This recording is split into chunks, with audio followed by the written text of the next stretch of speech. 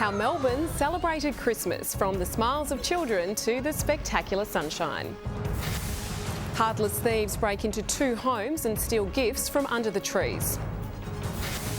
Also, a Melbourne family's grief after his son is killed on his way home for Christmas. How a hero neighbour saved a man from his burning home. And Australia's cricketers focus on family before the Boxing Day blockbuster. Live from Melbourne, this is 7 News with Jacqueline Felgate. Good evening. Melbourne has enjoyed a sensational Christmas Day. Whether it was hitting the beach or a backyard barbecue, it was a day families came together to celebrate. Christy Cooper begins our coverage. At the crack of dawn, the sounds of Christmas morning rang out around Melbourne. As the youngest generation woke to discover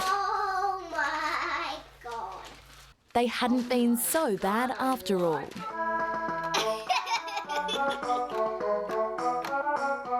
Little Ollie Bristol gave his very first Christmas the squeal of approval. For Manpreet and Kuldip, a gift they'll treasure forever. Weighing 4.2 kilos, their newborn girl, oblivious to the fuss, was the first baby born today at the Royal Women's Hospital. They told me I will have a cesarean, then it's around 9:30. Then I start thinking, oh no, it has to be 25th. The unnamed bub was born just after midnight. At the Royal Children's Hospital, Christmas arrived on a fire truck. The famous man in red was joined by an entire brigade of colourful helpers. They transformed the hospital and one by one they managed to bring smiles to even some of the sickest little faces. It was the perfect end to Jack's hospital stay. He's finally allowed to go home. Are you a real Santa? I'm the real one. So he's been a pretty sick little boy for the last 10 days and, well, it's the best Christmas we could ask for, really, having Jack go home. 15-year-old Yasmin is recovering from surgery. Oh, you don't understand. I was crying all night. I wanted to spend this time with my family, but you can't get any better than this. This tradition of the fire brigade bringing Santa to visit sick children in hospital has been ongoing now for 85 years. Since then, it's grown to become a huge and joyous affair.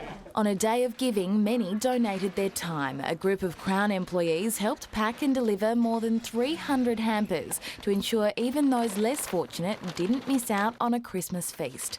There was no missing out at the Collingwood Football Club either. A giant luncheon put on for the homeless and disadvantaged. It actually says to people, you count and you're not forgotten. And I think that's a really, really powerful message that we need to communicate with those that have just fallen through the gaps.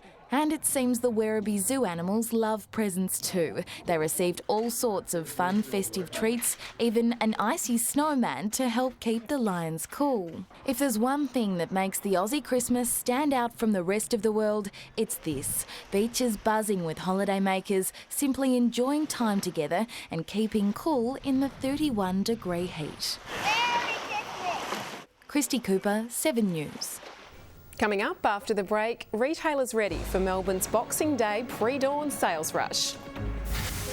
What the Queen says about baby Prince George in her Christmas message. And a real-life Charlie Brown Christmas story, the little boy who united a town.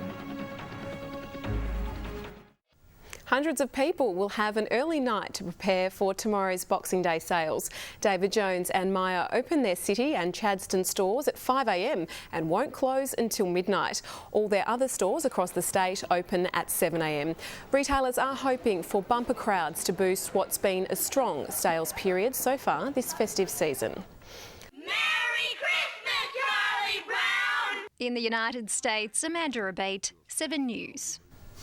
Very cute. Time for sport now with Nathan Templeton. Thank you very much, Jackie. Hello and Merry Christmas to everyone at home. Coming up tonight, it might look like child's play for the Aussies, but both sides have selection queries heading into the Boxing Day test.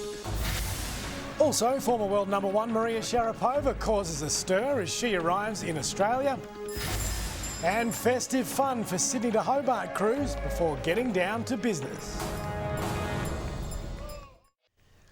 Welcome back. An unsettled England camp could make as many as 3 changes for tomorrow's Boxing Day test. And while Australia's pacemen have all been declared fit, the skipper hasn't ruled out a dream call-up for Tasmanian all-rounder James Faulkner. Jackie, Merry Christmas to you. Merry Christmas to you too, Nath. And checking last night's Oz Lotto draw now. And the numbers you need are 4, 6, 36, 22, 24, 42 and 33. The supplementaries 7 and 16. The Boxing Day forecast is next. I'll tell you if the warm weather is sticking around.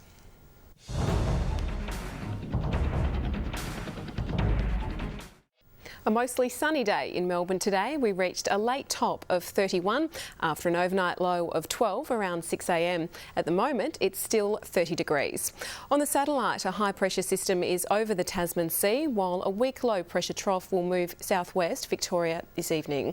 The trough will remain over the east of the state on Friday as a cold front approaches from the Bight.